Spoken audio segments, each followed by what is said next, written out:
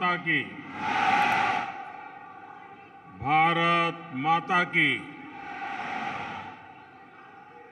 आबूराज की इस धन्य धरा पर सभी भाइयों बहनों को मेरा नमस्कार। मां अंबा, अर्बुदा मां और भगवान दत्तात्रेय के चरणों में कोटि कोटि प्रणाम। ये धरती तप और तपस्या की है। विश्व भर के पर्यटकों को आकर्षित करती ये धरा है। मेरा सौभाग्य है कि एक सेवक के रूप में बार बार आपके दर्शन का अवसर मिलता है।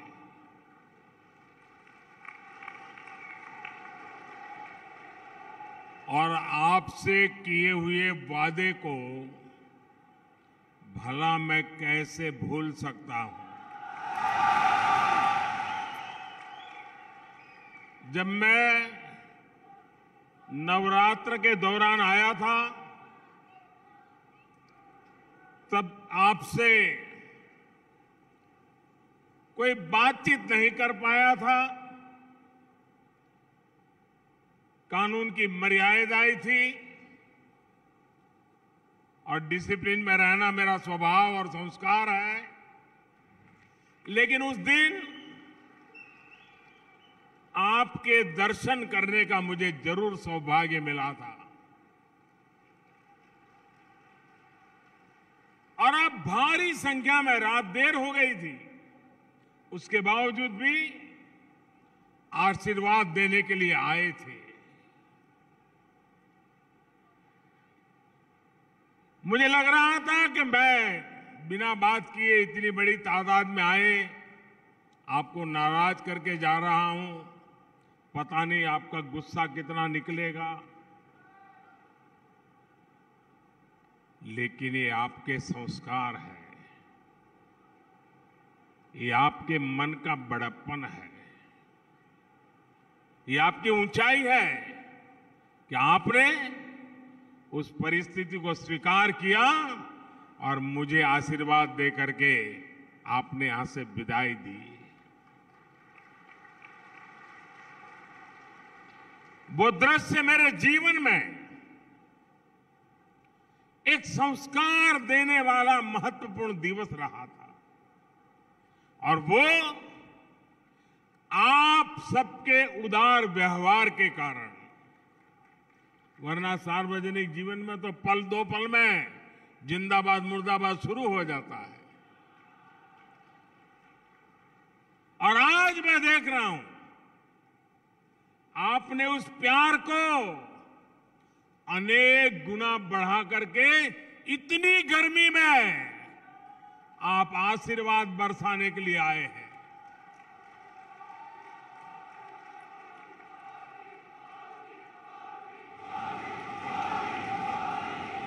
मैं राजस्थान की धरा को, यहां के संस्कारी भाई बहनों को और आबू के विशेष करके मेरे भाई बहनों को मैं आज शीश झुकाकर प्रणाम करता हूं।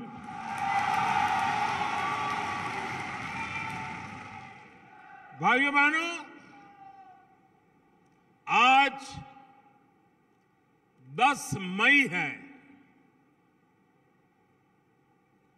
आज के ही दिन 10 मई को 1857 में स्वतंत्रता संग्राम की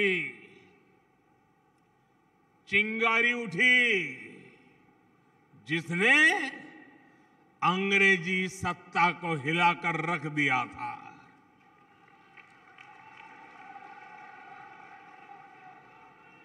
आज के दिन विदेशी आक्रांताओं के विरुद्ध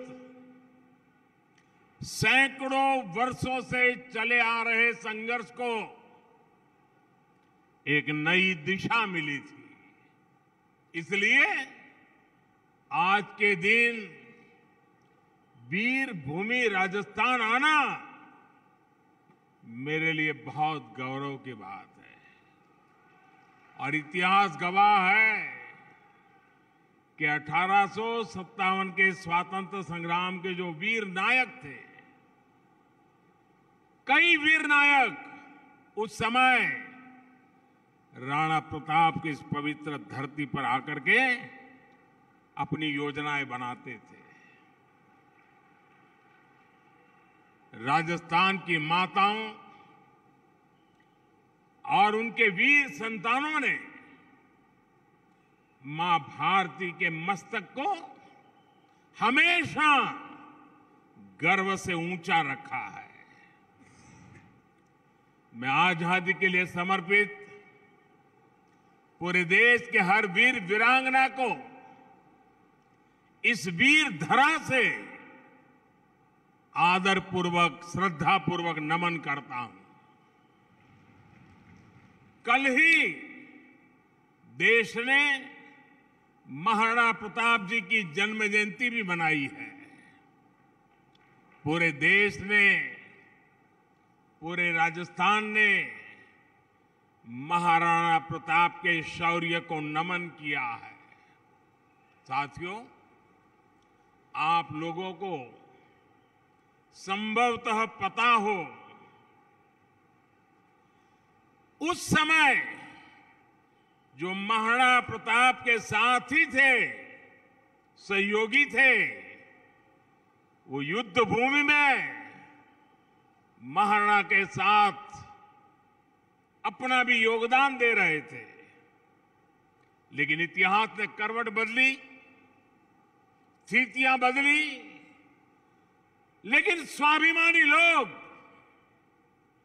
मुगल सल्तनत के सामने झुकने को तैयार नहीं थे।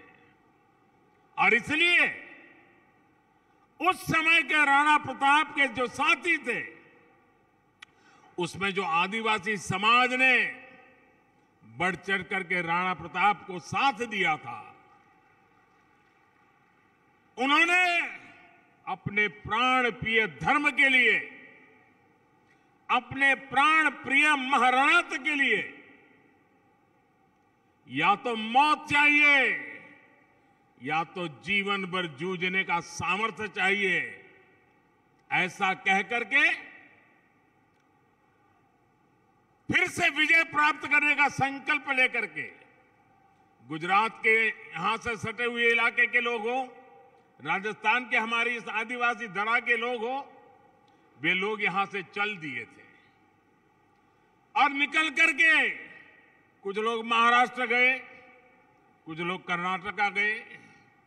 और उसमें कर्नाटका में आज भी वो गौरव से जीते हैं। उस समाज को वहां के लोग हक्की पिक्की समाज के नाम से जानता है और वो जड़ी बूटियों का काम करते हैं और कई पीढ़ियों से वहां रहते हैं। आज भी राणा प्रताप का गौरव गान करते रहते हैं। इनमें से बहुत सारे साथी अब अपने काम के लिए जंगलों से जड़ी बूटियां लेकर के सूडान और अफ्रीका के देशों में जाकर के कुछ न कुछ छोटा मोटा व्यापार करते हैं। ऐसे ही हक्की पिक्की समुदाय के सैकड़ों साथी कुछ सप्ताह पहले सूडान में चल रही लड़ाई में फंस गए थे। बीजेपी की हमारी सरकार इन भाइयों बहनों को सूडान से निकालने के लिए कोशिश कर रही थी, लेकिन कांग्रेस ने चुनावी राजनीति को देखते हुए चिल्लाना शुरू कर दिया, हो हल्ला करना शुरू कर दिया। अब आप कल्पना कर सकते हैं, दूसरा महाद्वीप, दूसरा देश, चारों तरफ गोलियां चल रही है, बंदूकें चल रही है, बम फूट रहे हैं, आग लगी हुई है हर तरफ लड़ाई चल रही है और यहां कांग्रेस शोर मचा रही थी इन समाजों के लिए। और उसका परिणाम ये आया कि यहां की चिल्लाहट का पता वहां चलने लगा। अच्छा भाई, कुछ लोग यहां पर है, चलो ढूंढो। अब ये लोग मौत के साए में जीते थे, चुपचाप बाहर लाना था, लेकिन ऐसी कांग्रेस वालों ने गलतियां करके उनका चेहरा जग जाहिर कर दिया। कांग्रेस ने इस आदिवासी साथियों की जान खतरे में डाल दी थी। और ये क्यों किया? क्योंकि कांग्रेस चाहती थी कि सूडान में इतनी गोलियां चल रही थी, एक आध को तो लग ही जाएगी, और अगर एक आध को लग गई और वो भी हक्की पक्की आदिवासी भाई को लग गई, फिर तो उनको कर्नाटक के चुनाव में खेल खेलने का मजा आ जाएगा, कुछ अनहोनी हो जाए, उसी का इंतजार था ताकि फिर मोदी का गला पकड़ सके। लेकिन इस पूरी राजनीति में कांग्रेस एक बात भूल गई। मुझे लगता है अभी भी वो मोदी को पहचान नहीं पाई है।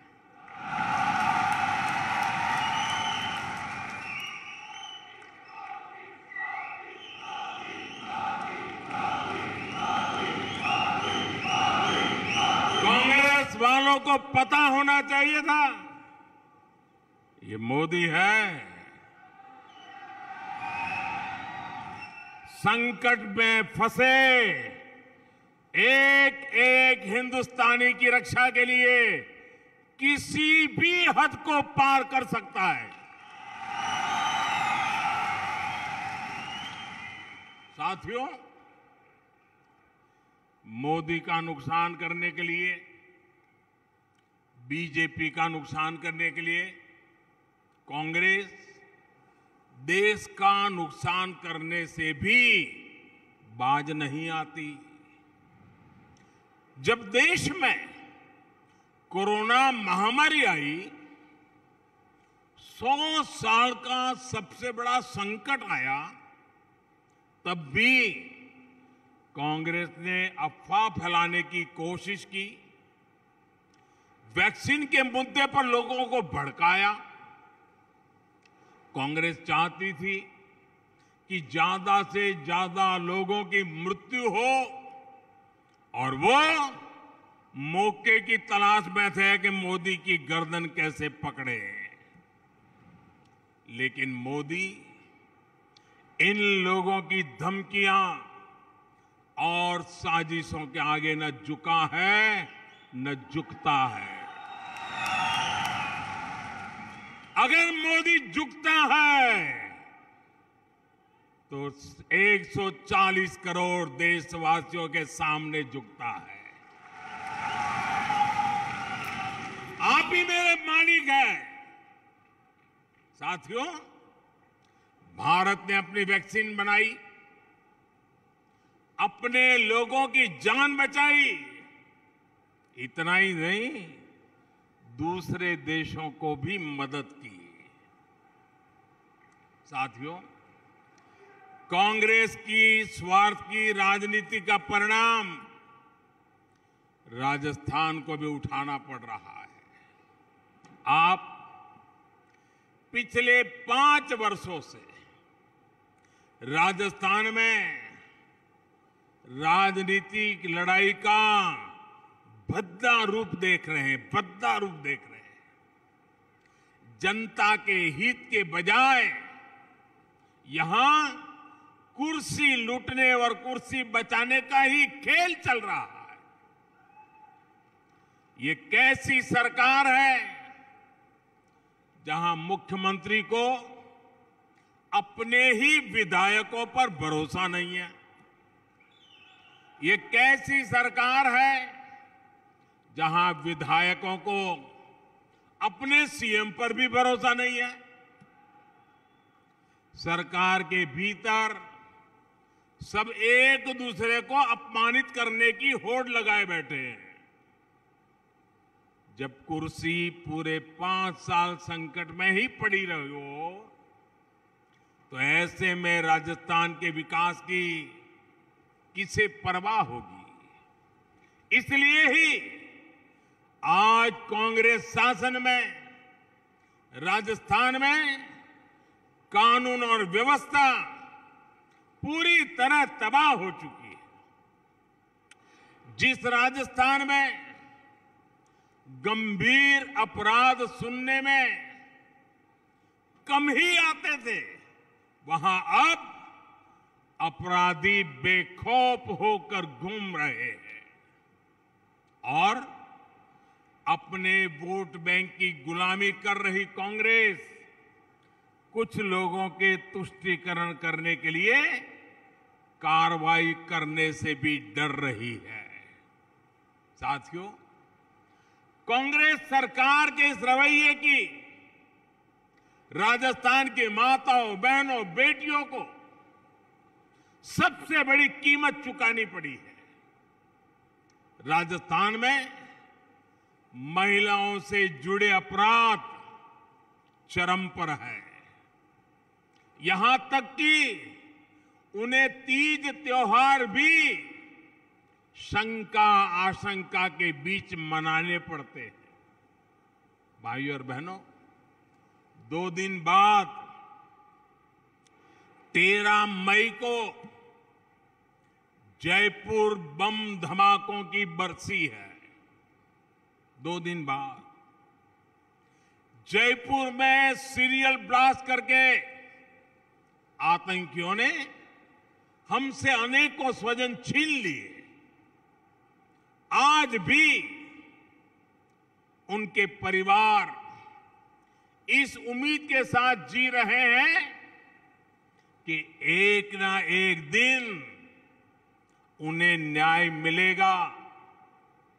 लेकिन राजस्थान की कांग्रेस सरकार ने वही किया जिसके लिए कांग्रेस कुख्यात रही है। उसका इतिहास कुछ कुख्यात रहा है, उसके कारनामे कुख्यात रहे हैं।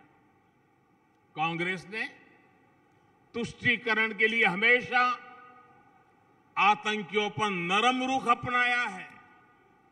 कांग्रेस आतंकी विचारधारा के साथ खड़े होने का कोई मौका नहीं छोड़ती।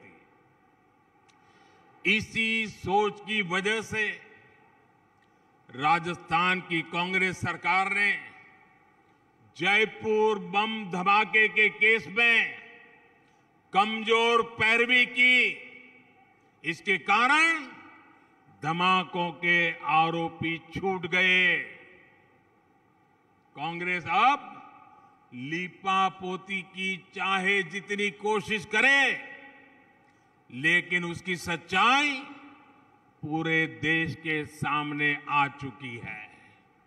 साथियों, कांग्रेस ने दशकों तक जिस प्रकार की राजनीति की है, उसमें दलित, पिछड़े और आदिवासी समाज का सबसे अधिक अहित हुआ है।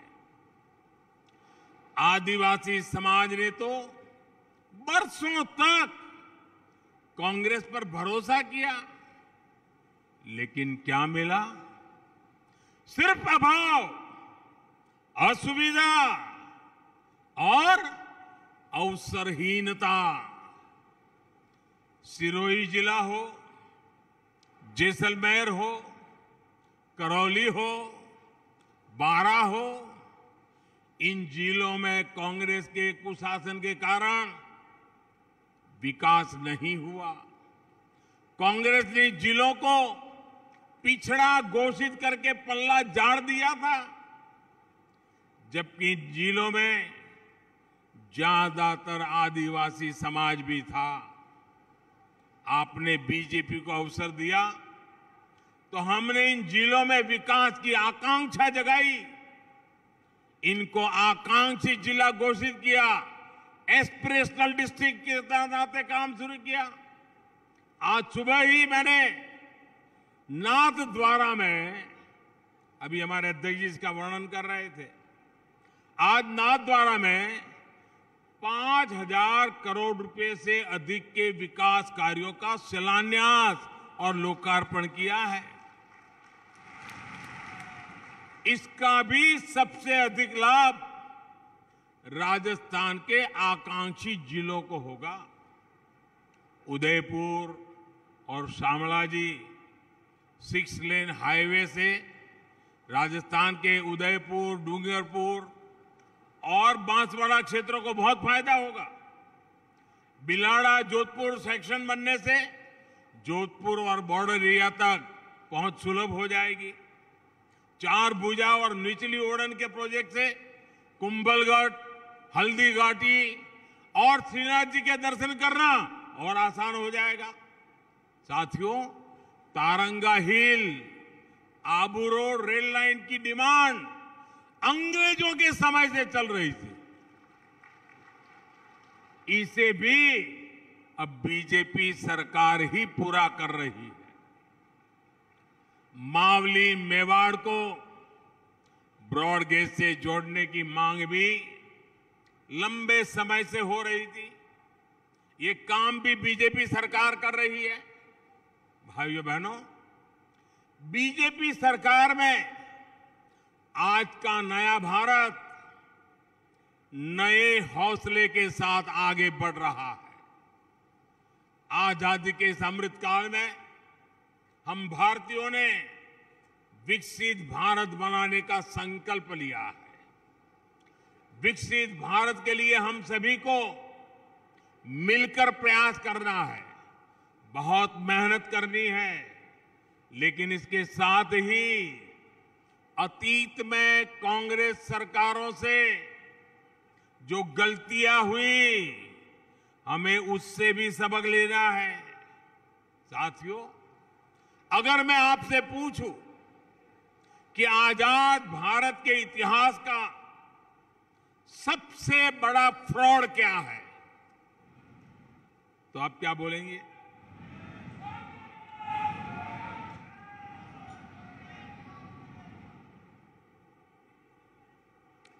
मुझे मालूम है क्या बोलेंगे। कोई कहेगा 2G घोटाला, कोई कहेगा कोयला घोटाला, कोई कहेगा बोफोर्स घोटाला, कोई कहेगा हेलीकॉप्टर घोटाला, कोई कहेगा यूरिया घोटाला। सबके अपने अपने जवाब हो सकते हैं।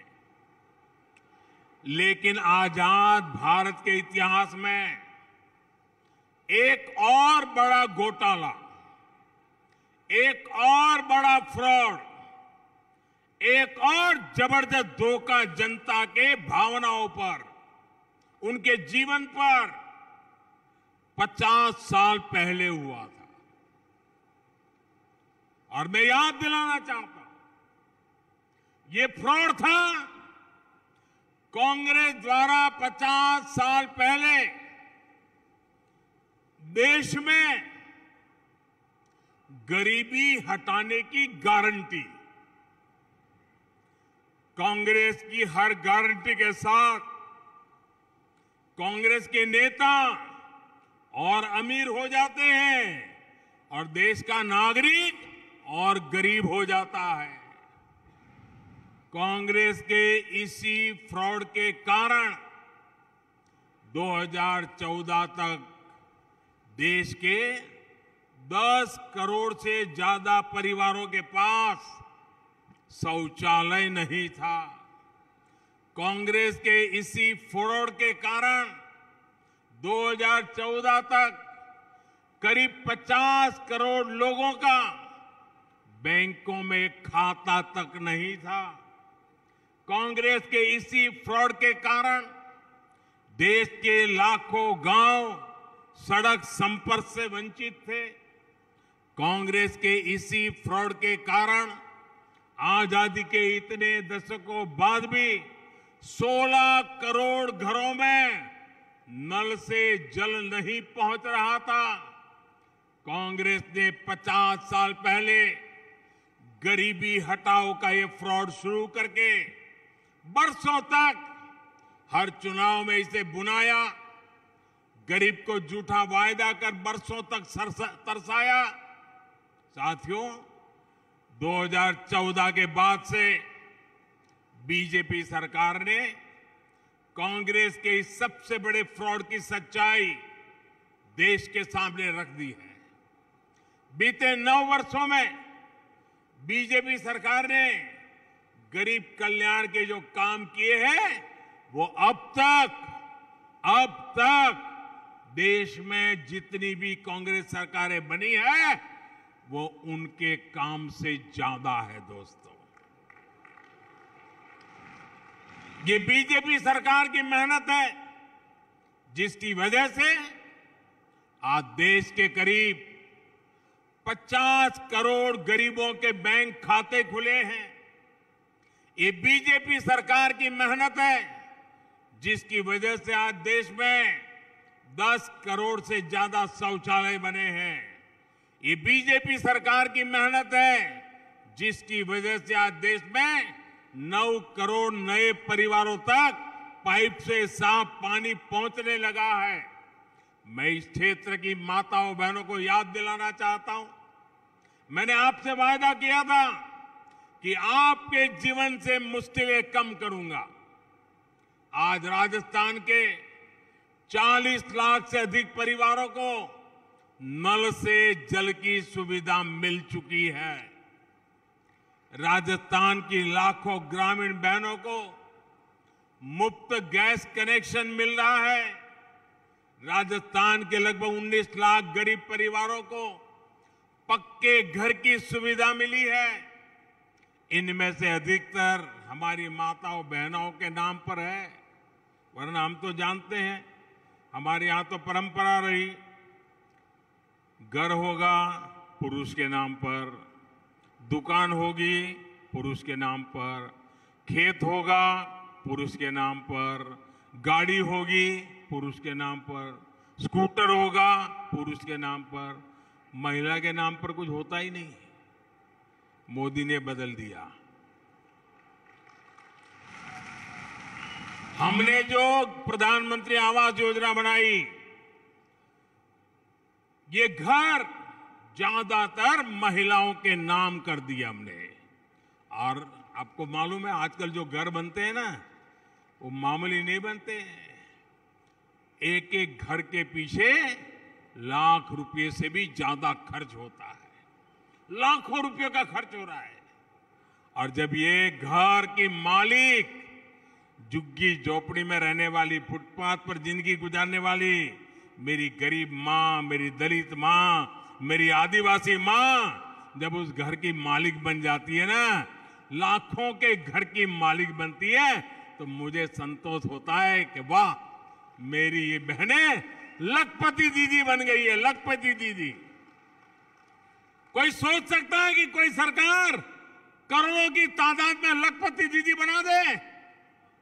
ये आपका भाई है जिसने काम करके दिया है। भाई और बहनों, कांग्रेस ने गरीबों को सिर्फ और सिर्फ चिंता दी, असुरक्षा दी। बीजेपी सरकार ने उन्हें जीवन का सबसे बड़ा सुरक्षा कवच दिया। बीमा और पेंशन से जुड़ी 3 जन सुरक्षा योजनाओं को कल ही 8 वर्ष पूरे हुए हैं। 8 वर्ष पहले मैंने उसको लॉन्च किया था और प्रीमियम कितना था? ₹1.25 प्रतिदिन प्रीमियम। उसके अंतर्गत चलती थी पीएम जीवन ज्योति योजना। और ₹1.5 महीना वो प्रीमियम वाली चल रही थी, एक पीएम सुरक्षा बीमा योजना। और इनसे पहली बार सामान्य परिवारों को दुर्घटना और जीवन बीमा की सुरक्षा मिली। इन दोनों योजनाओं से 30 करोड़ से ज्यादा देशवासी जुड़े हैं। इन योजनाओं के तहत उन परिवारों में संकट आने के कारण और ये ₹1 वाला बीमा होने के कारण, ₹1.5 वाला बीमा होने के कारण अब तक मुसीबत में आए हुए इन परिवारों को 15,000 करोड़ रुपए इन गरीब परिवारों को हम दे चुके हैं भाइयों। 15,000 करोड़ रुपया, यानी लाखों परिवारों को बहुत संकट के समय में ये पैसा मिला है।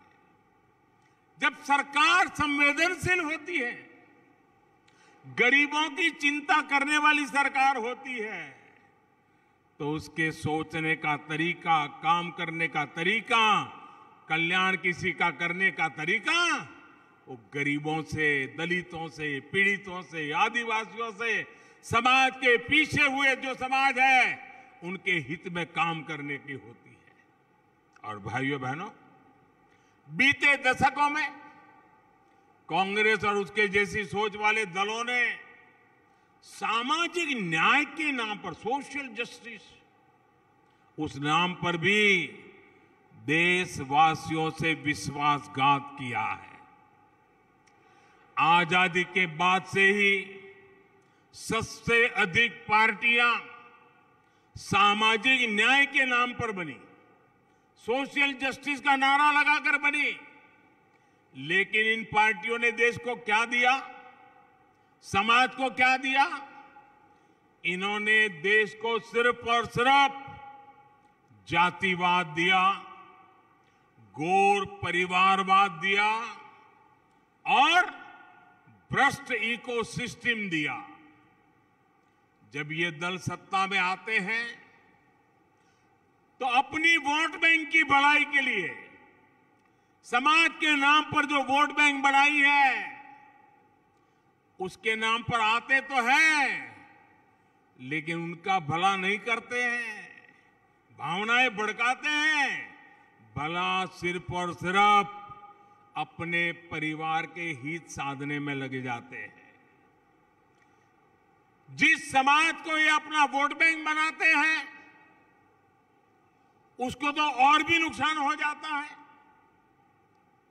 एक तो उनको कुछ मिलता नहीं, कोई कुनबाई खा जाता है, लेकिन लोगों को लगता है इन्हीं को मिल रहा है, तो बाकी समाज भी उनके प्रति उनकी सद्भावना कम होने लगती है, तो समाज में भी तनाव पैदा हो जाता है।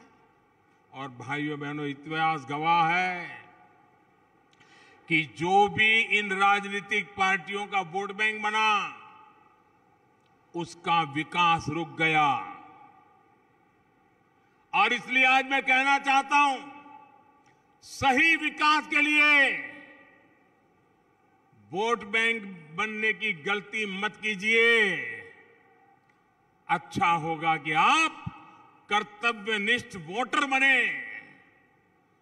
भेड़िए की चाल चल करके वोट बैंक बनाई में जुड़ सकते हैं, लेकिन शेर की चाल चलनी है ना, तो वोट बैंक का हिस्सा मत बनिए, वोटर बनिए, सीना तान के वोटर बनिए, वोट बैंक मत बनिए। साथियों, कांग्रेस कैसे जनता से ठगी करती है, ये राजस्थान के किसानों से बेहतर कौन समझ सकता है।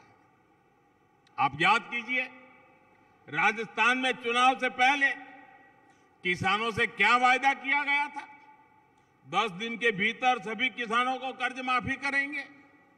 ये गारंटी दी गई थी कि नहीं दी गई थी, मुझे बताइए। ये गारंटी के ढोल पीटे थे कि नहीं? राजस्थान के लोग बताए, उन्होंने कहा था ऐसा? कहा था? ये गारंटी दी थी? 10 दिन तो छोड़िए, अब तो 5 साल पूरे होने को है।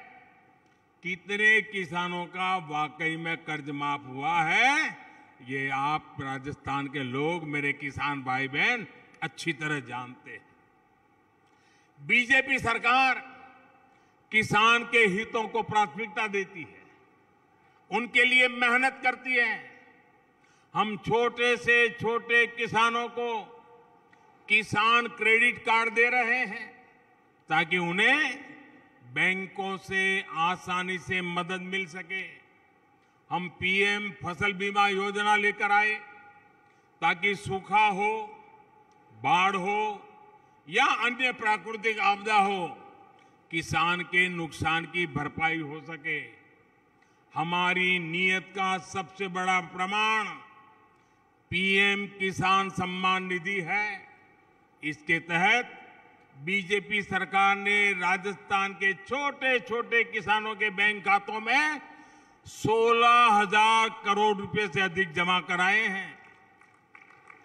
अब उन्हें खेती से जुड़े छोटे छोटे खर्चों के लिए दूसरों के पास जाना नहीं पड़ता। भाइयों बहनों, भारत सरकार की एक और नीति की वजह से राजस्थान के किसानों को बड़ा लाभ होने वाला है। मोटे अनाज को बीजेपी सरकार श्री अन्न के रूप में देश दुनिया तक पहुंचाने जा रही है। यहां का बाजरा, ज्वार और दूसरे मोटे अनाज यानी श्री अन्न जब दूसरे देशों में जाएंगे तो किसानों का भी लाभ बढ़ेगा। साथियों, कांग्रेस किसानों की दिक्कतों को कम करने के लिए, सिंचाई परियोजनाओं को पूरा करने के लिए कभी गंभीर नहीं रही। ये मेरा सौभाग्य है कि गुजरात के मुख्यमंत्री के रूप में मैंने सरदार सरोवर डैम के लिए जो काम किया उसका लाभ राजस्थान के किसानों को भी मिल रहा है। आज राजस्थान के भी अनेक गांव और शहरों तक नर्मदा का पानी पहुंच रहा है, वरना कांग्रेस ने तो कदम कदम पर ये कोशिश की है कि सरदार सरोवर डैम जो नर्मदा योजना के साथ जुड़ा हुआ है उसका काम अटक जाए। साथियों, कांग्रेस ने किसानों को कैसे धोखा दिया, इसका एक उदाहरण सालगांव बांध परियोजना भी है। ये परियोजना 4.5 दशक पहले तब बनी थी जब हर जगह कांग्रेस ही कांग्रेस थी, लेकिन कांग्रेस की नीयत खराब थी, इसलिए ये कभी धरातल उतरी ही नहीं पाई। ये बांध पहले बन जाता तो 30 लाख रुपए से भी कम खर्च होते। आज इसी बांध का खर्च बढ़कर 300 करोड़ रुपए तक पहुंच रहा है। भाइयों बहनों, इस क्षेत्र को तो प्रकृति ने भी समृद्ध किया है और यहां हमारी धरोहरें भी मौजूद है। अरावली पर्वत श्रृंखला की सबसे ऊंची चोटी गुरु शिखर यहां पर स्थित है। पास में दिलवाड़ा के जैन मंदिर है। पहाड़ियों के बीच नक्की झील का एक आकर्षण भी अलग है। हम देश भर में ऐसे टूरिस्ट डेस्टिनेशन को विकसित करने के लिए भी लगातार काम कर रहे हैं। विकास को गति और विरासत को सम्मान, यही विकसित भारत के निर्माण का रास्ता है। इसी रास्ते पर हम सभी को मिलकर आगे बढ़ना है। एक बार फिर आप सभी का ये प्यार और इतनी तमतमा की धूप में इतनी बड़ी तादाद में आप आशीर्वाद देने आए, मैं फिर एक बार हृदय से आपका आभार व्यक्त करता हूं, आपको प्रणाम करता हूं। मेरे साथ बोलिए, भारत माता की आवाज पूरे राजस्थान में गूंजनी चाहिए। भारत माता की, भारत माता की, भारत माता की। बहुत बहुत धन्यवाद।